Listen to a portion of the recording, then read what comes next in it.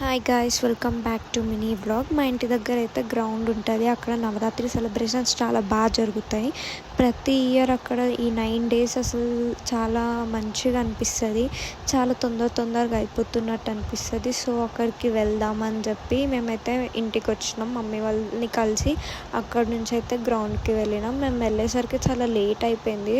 So Dandiya ఇట్లా అన్నీ ఆడతారు, కానీ అప్పటికే అయిపోయినాయి అన్నీ. సో ఇంకా దేవుడికి దర్శనం చేసుకుందామని చెప్పి అయితే చేసుకున్నాం.